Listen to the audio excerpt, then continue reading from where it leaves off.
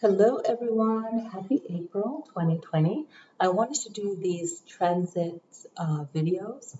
Uh, it's fun for me and hopefully it will relate to you guys and you can see how this all plays out in your world. Interesting enough, yesterday I was talking to someone and the Mercury entering Aries was definitely, an issue.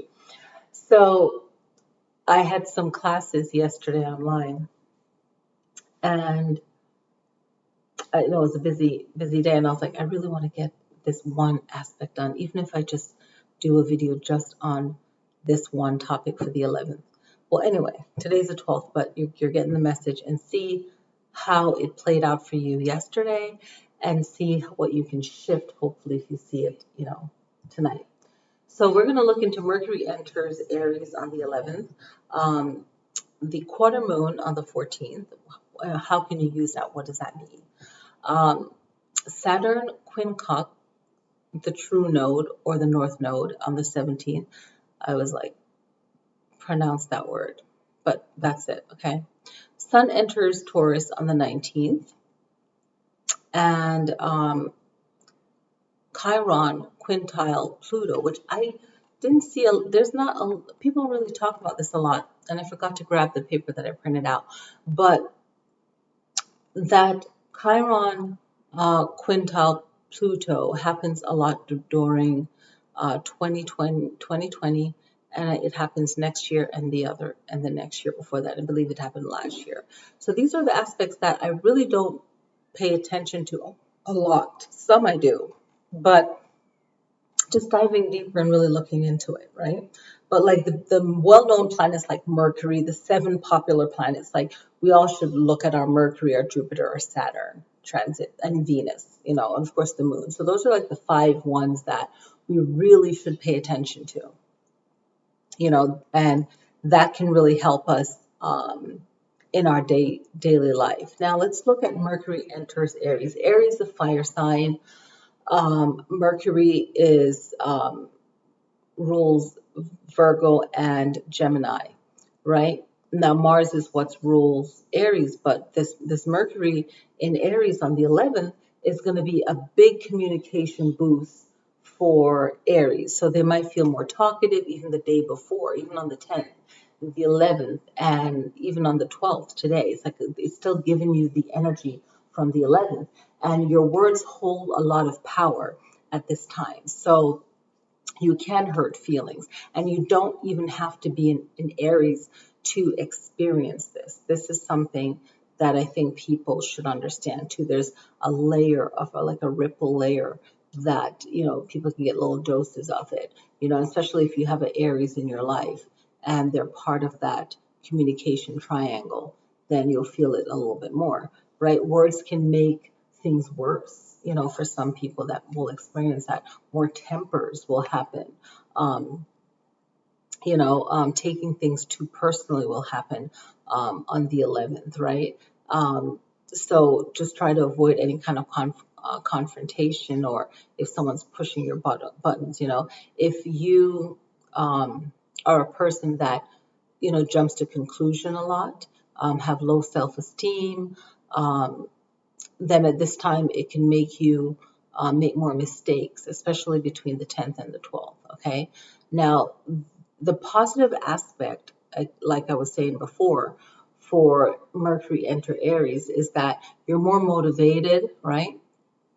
You might feel more productive, more clear in your communication. Maybe things are working out for you better, more in communication. If there's some kind of communication hiccup, it will work itself out. The other positive aspect is that you don't allow yourself to become more emotional or to jump to conclusion, right?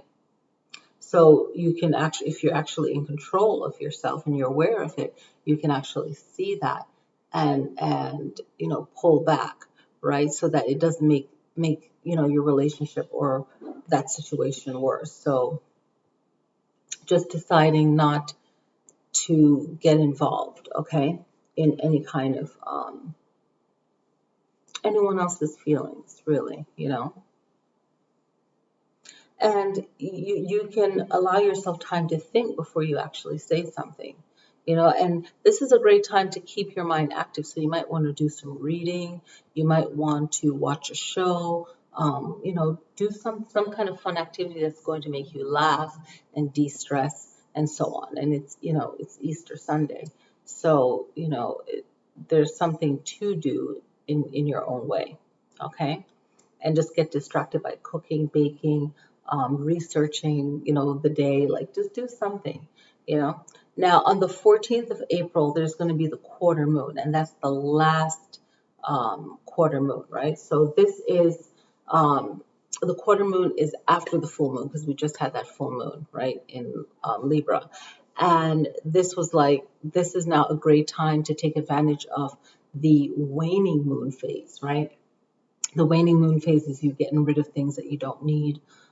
It's a great time to pack up things, you know, for donation, you know, making space, getting rid of stuff, right? On that physical kind of day-to-day practice, right? That'll make your daily life easier. Now, this is a great time when the moon is halfway through the waning. So when it's halfway through, it has that great pull at the center of the earth, right? The energy. So you can really pull down on the moon and really realign yourself with your affirmation that you did on the full moon.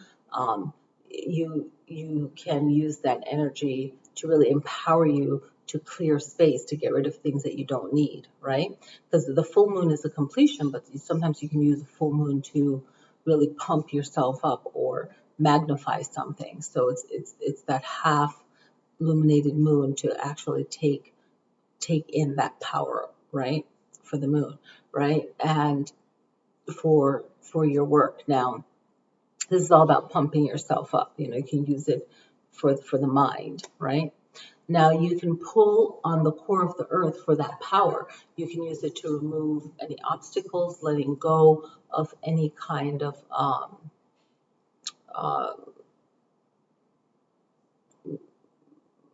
like clearing space, getting rid of negativity, you know, just like that. And also use it as a time to reflect, like, okay, what did I set myself up for on the full moon? What was I thinking? Can I readjust that? And then boom, making it more powerful. So just realigning yourself or readjusting, replanning. Okay. It's a great time to also relax and actually just take in the energy. You don't have to really do any kind of big old ceremony. You know, some people like to do that, like a big old thing. You can do that. It's a great time for receiving. It's a great time to recharge your power, like I just said with the moon. So it's also, if you were focusing on something for the first quarter, right? Like I said before, this is a great time to receive, to manifest it, and to work it out. This season is most powerful, or this moon is most powerful at the autumn time or at sunset. So on the 14th, when it is sunset and the sun is going down, this is a perfect time to kind of put yourself in that quiet state. Even if there's noise around you, people have this idea of a perfect setting, you know, even if there's noise around you, just like, you know, it doesn't have to be quiet.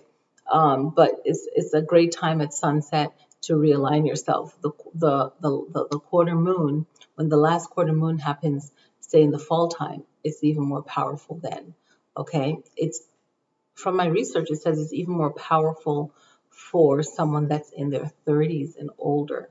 And I guess that makes more sense because around in your 30s, I'm trying to say 36, 37, around that time, it's kind of like you hit that big shift where you wake up more, especially if you've been playing around your whole life, and you kind of will get yourself in gear at the end of your 30s, okay? So that's what's happening on the 14th of April, that last quarter moon, not the first, not to be confused with the first quarter moon. This is the last quarter moon right after the full moon, okay?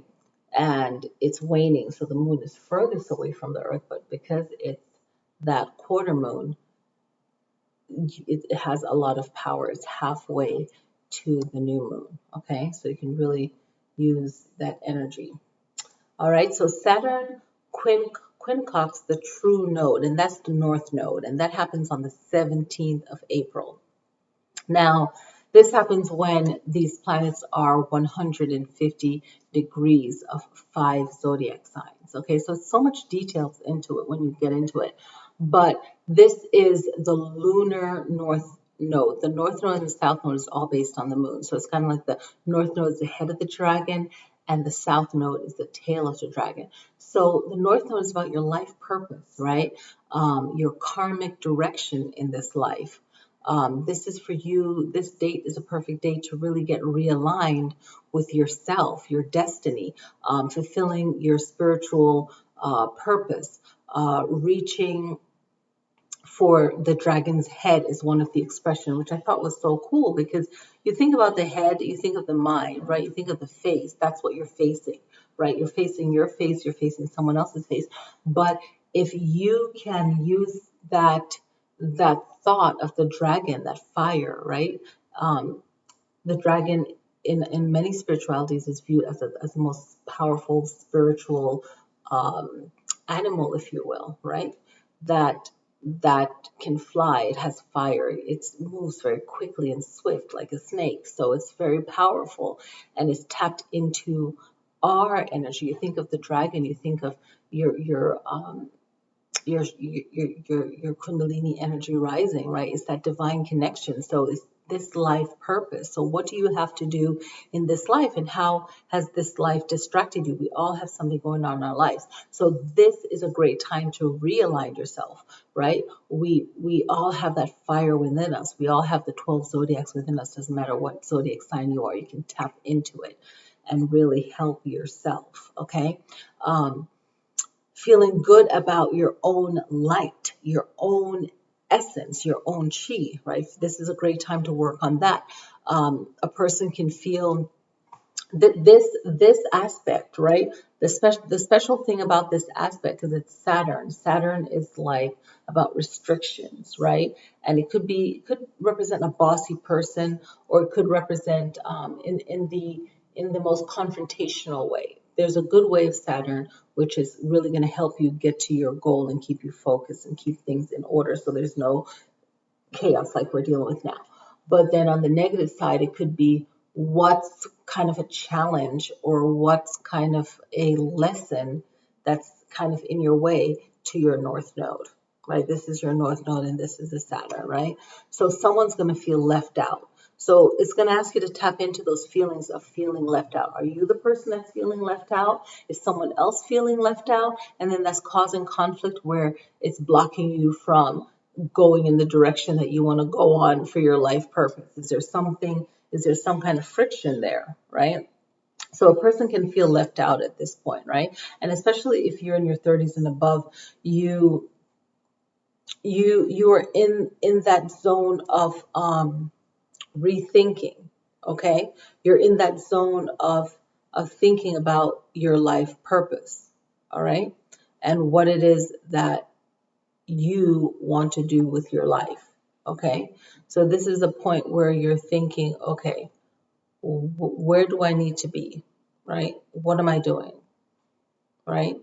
And this is where you want to change how you're doing it, right? This is a waxing Pisces and Aquarius day. So for that day, on the 17th, the moon is actually in Pisces and is switching over into Aquarius, and it's a waxing day, okay? So I'm going to flip to my chart because I want to see, and I would normally put that in there. Okay, so the new moon is going to happen on the 22nd, okay? That's when the new moon is going to happen.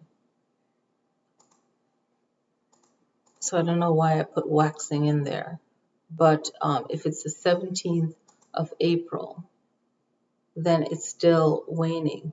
That's what I meant to put. So it's waning. Okay, so it's still waning on that day. Okay, it's not waxing. So it's waning. Because I was like, why is it waxing? I didn't even mention the full moon yet. So while I was jotting this all down. That is hilarious. So the day is still in the waxing, so it's still a cleansing.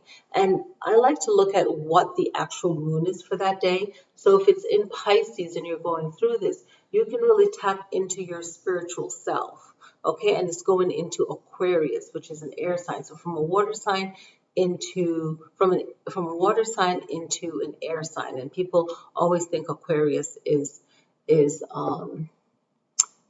water, but it's not. It's an air sign that's very emotional and very much tapped um, into spirituality, very spiritual of the air signs. Okay, so on that day, you can really tap into the essence of Pisces, and you look into that. Because if I keep going, I'm gonna just keep talking and be off. So really look into Pisces and figure out what about Pisces you can tap into for yourself, right? Because I can't do all the work, because then that's like, oh, how many people will, see this and so on, right? So try to have an emotional control for yourself and to slow your negative ego. So if you're doubting yourself, if you're letting other people's thoughts of you invade your mind, then that you're going to defeat yourself, right? Anyone in your life that's an authority might feel left out and may cause some kind of drama conflict. Okay, you can look out for that. That's one of the meanings, right? Someone may feel obligated in an issue, and then you might feel that, or if you can't feel that, you might experience something that you feel is off. Okay, so just look into that. And you could be the person of authority that feels obligated, and you might have valid reasons for that and feel obligated. Okay. So in your personal or work relationship, right, it's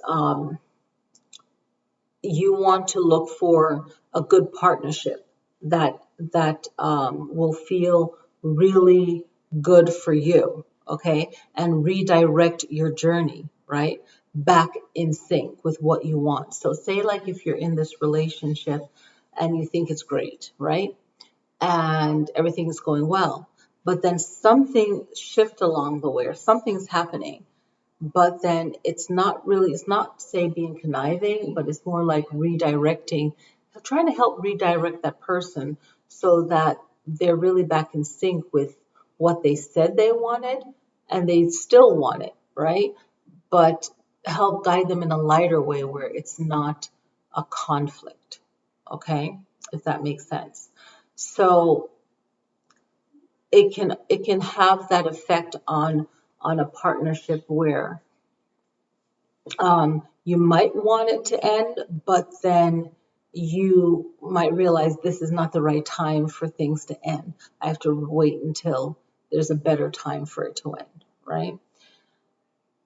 And then on the other hand, it could be a time of just helping that person to redirect themselves and make them think it's their idea, or make them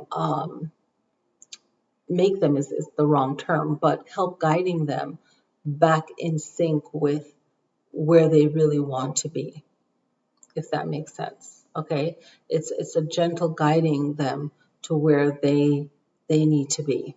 Okay, where they really want to be, but something just went off. Okay, and it's not something where they don't want to be with you as a actual relationship partner, or someone that you truly care about. It doesn't have to just be a relationship partner. It could be a friend, a family member, someone like that. But they're just off. Their energy is off. They're misguided, or something like that. And it's kind of like just looking at it and kind of like saying, okay, well, where do you really want to be? And really kind of help guiding them back, okay, to where they need to be. And then if it's something that is no longer vital, then it's really waiting until the right time, okay? That would be the best way of explaining it. All right, so the sun enters Taurus on the 19th. Now, this is really good because this is like going into Taurus season before Gemini. So this occurs on the 19th of this year. Now with the zodiacs, you might feel the energy on the 18th. You might feel it, more on the 17th. Um, I'm going to do a video on the other zodiac sign, the 13th zodiac sign. I'm going to look into doing that because, like I've told people, sometimes you have to watch two signs in your video in my channel.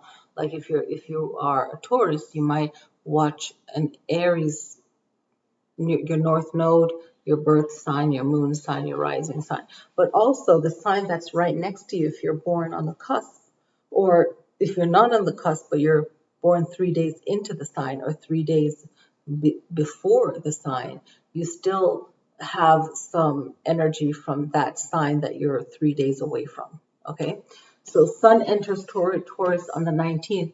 You want to think about yourself. You want to heal yourself. You want to get more grounded. Of course, Taurus is an earth sign, but this is a great opportunity for you to really think more about yourself, especially on the first 3 days of your sign entering, the 19th, 20th, and the 21st. Those 3 days are powerful for your zodiac. Okay. Any kind of creative issues that's going on in your life, you'll have more thoughts for that, more actions for that. Being more charming, you can work on beauty. Taurus is ruled by Venus, so really tapping into the Venus energy, even if Venus is not in your sign right now. Okay, the 19th. So let me look at the chart for the 19th. Sunday, a Pisces day. Okay, and I am looking for you. Okay, so you guys have the sun there, and then you have Uranus. I want to say it's Uranus. Okay, Uranus is in Taurus that day. Uranus is in the 10th house. You're in the 10th house of your career on that day. So that's going to be a great day for you to really tap into your creativity. You can get a lot of attention that day. That's a great day to do something regarding work. We're all online right now. So what can you do, Taurus, on the 19th? That's, something to do with pleasure, your relationship. You have powers in your words on that day. Your concentration is going to be really powerful. You have Uranus, so you're going to feel more bold, but make sure that's controlled and you're really thinking it through. So the most important thing is that you're thinking things through and you're thinking more of yourself. And that's going to really help you for the rest of your birthday season and even into the rest of the year. So if there's a decision that has to be made, you're probably going to do a better job at making it where you won't feel obligated or feel controlled, and you're thinking about your home on that day, and everyone can tap into that because everything that Taurus represents has a strong energy on the 18th, 19th, and 21st, right? So even the 19th, 20th, and 21st. All right. Now the juicy one that you don't really see a lot about. Okay, Chiron quintiles the quintiles Pluto. So Chiron is the healer that cannot heal himself, right? Is also kind of like Sagittarius, where he is a centaur. So he got this injury and he couldn't heal himself, but he learned to become a great healer. So this is a great day for healers, right? And healers that also want to tap into like astral traveling or anything that has to do with Pluto. Okay, so tap into that, research that, tap into that, so I don't have to go off course, right? So this is, they refer to this day as a special day of healing. So how can we use this day? This day is a great meditation day, and I'm going to talk about that as I go down more on my list of things. Okay, so we all have the ability within us to transform the way that we think and the way that we feel about our old wounds, our pains, things that we can't heal, or even wounds that take too long to heal, right? So this is a great day of healing. This is a time for us to actually rethink and rewire our minds. So a lot of reprogramming work, a lot of word work, how we feel and how we approach the way we go about our healing and the way that we think, the way that we feel. Um, if you're doing something, if you have a problem or an issue, if you're doing the same kind of approach and you're getting the same kind of results, maybe then it's time to kind of switch it up a little bit and look at things a different way. This is a great day to help others, because when you're helping others, you're also helping yourself in return, and you're going to get that energy coming back. And this is where that energy of meditating comes in. Just like on the 4th of April, they had that whole mass world meditation. Well, then, this day is another day. 2 means balance, right? And you get the 22, it's doubling that number. It can also add up to 4, and the numerology meaning of 4 as well. But this is a great day of like balance, and it's doubled, and the message is doubled. Okay, so then that's like a master number as well. Okay, and for balance, right? You can look at it as a master number for balance. So this is a great day for helping others and helping yourself, and you can do that through meditation. If you're meditating and sending out healing energy, right, to anyone that needs it, and then another person is doing the same thing, then you're going to get that healing back, because Chiron is like the healer that couldn't heal himself but became a great healer. Now with Pluto coming in, Pluto is like sitting in the background viewing everything, right? And I'm going to get to that later on, right? Pluto is one of the associations or name given to Pluto is the great revealer. It's going to reveal things, because when you think about life and death, when you transfer, into the next, then you really know what's up, right? So we can have all these ideas we have while we're alive, and we can actually understand that there is something. But once you get into that realm, then Pluto is a great revealer of the underworld and so forth, right? So this is like, Pluto is also thought of as the dark night before the rebirth, right? So it's a great time of clearing and purging the mind also in this physical world. It's like, how can we incorporate it in our physical world? It's clearing and purging the mind. So there's certain things that you might be thinking that this is one way, but then you can actually think a new way, okay? Pluto is very sublime energy and planet, right? Where it's like it sits back, like I say, and it views all of the planet movements. And you can think of it as a person that's very quiet and just sits back and sees what's going on, right? So now you can ask yourself, what isn't being considered? What are you not considering? Right? Is someone not considering you? Okay. What is underestimated? Are you underestimating yourself? Are you underestimating someone else? Is someone else underestimating you? Underestimating you? So those are some things to really sit and think about, right? Healing what is within you, right? Again, emotions, feelings, right? And it could also be a physical scar. Maybe you got an injury and it was an embarrassing moment. Maybe the way you got that physical scar, now the emotional aspect of it needs to be healed. Okay. Like I said before, healing your childhood, teen years, adult, just healing any kind of wounds, the physical or the emotional wounds, right?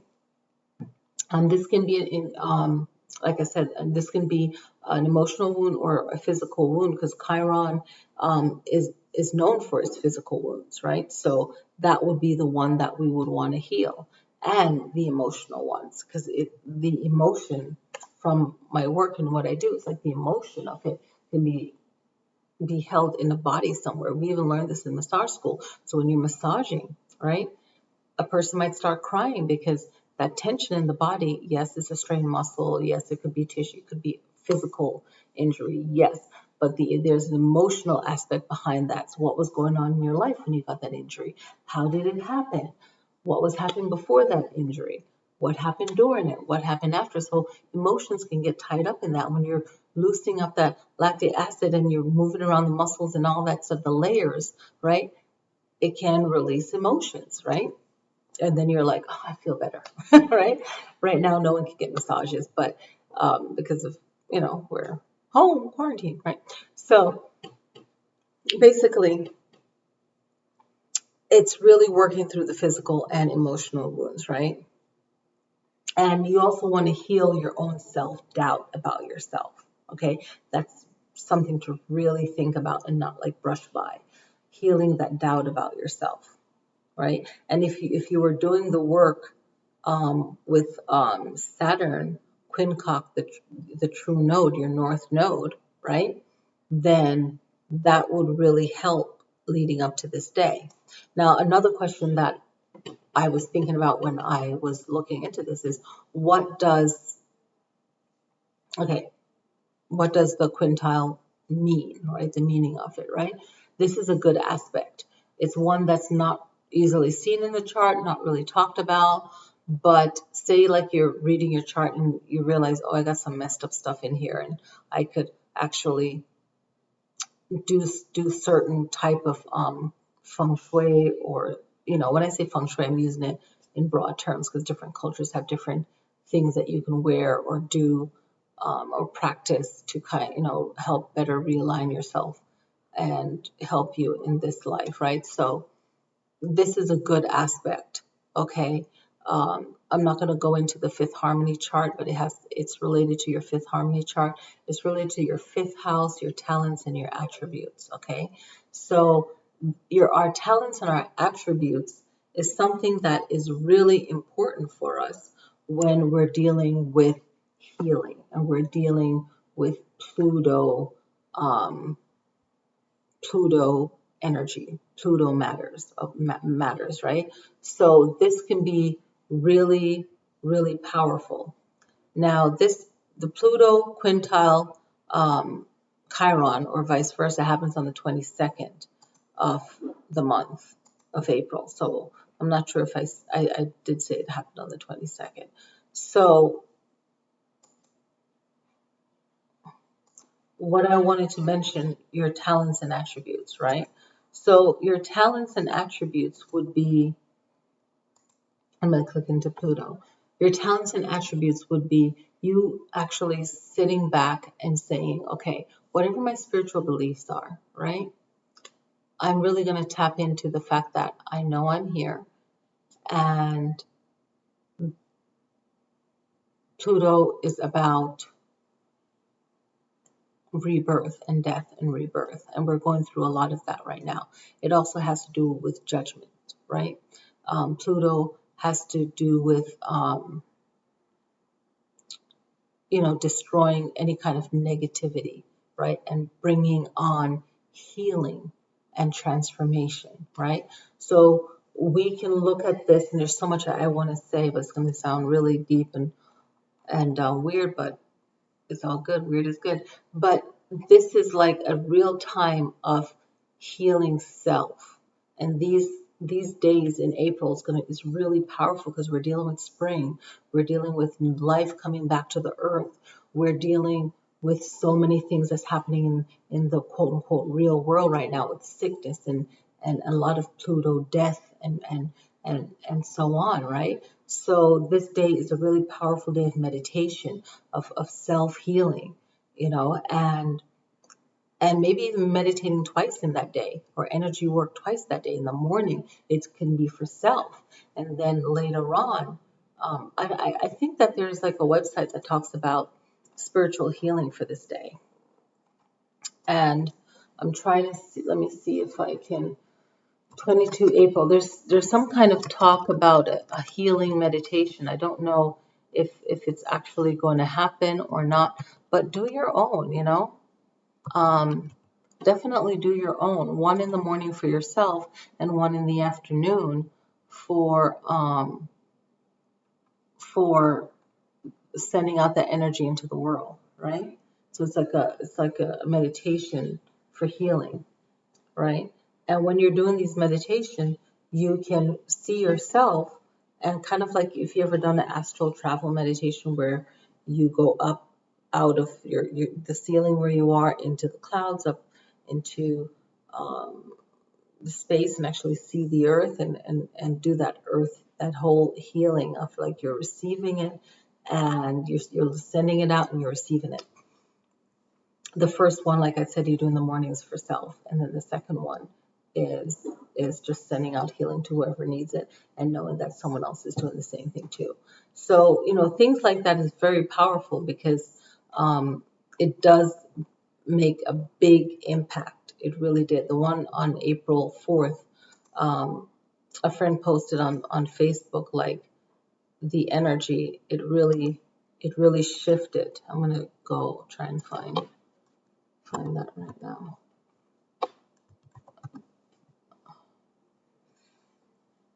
It really makes a powerful difference.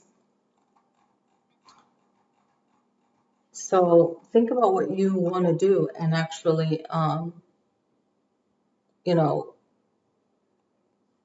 see if you want to practice that. The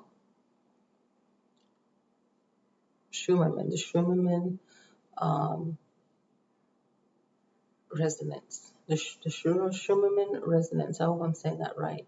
Changed dramatically after the worldwide meditation at 7:45 p.m.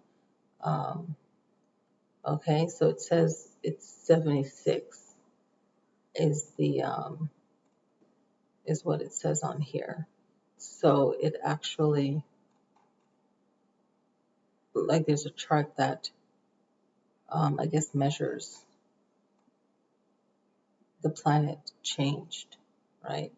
That energy changed. So that's pretty cool, because a lot of things, if you think about it, I always break it down by saying there's a lot of things that the human ear can't hear, but the dogs can hear it, right? So there's a lot of energy and energy waves that we, for our human ear, might not hear, and there's certain things that we may not recognize, but it still exists just because we can't see it. So this video is pretty long enough. Let me know if you have any questions, any comments, but definitely utilize those days, take notes, utilize those days and see what you can do in your own personal life, and how you can actually benefit from really tapping into those days energetically. All right. I hope this was helpful to you guys. I'm not going to remake the video. I will see you guys next time. Peace.